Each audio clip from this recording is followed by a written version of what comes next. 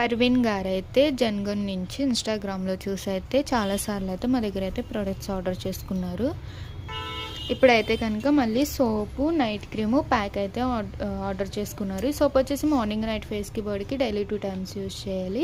Colour ఇంప్రూవ్‌మెంట్‌కి, tan రిమూవల్‌కి, అలాగే pimples వల్ల వచ్చే మార్క్స్‌కి అయితే బాగా యూజ్ అవుతుంది. Daily 2 times morning, night use చేయాలి.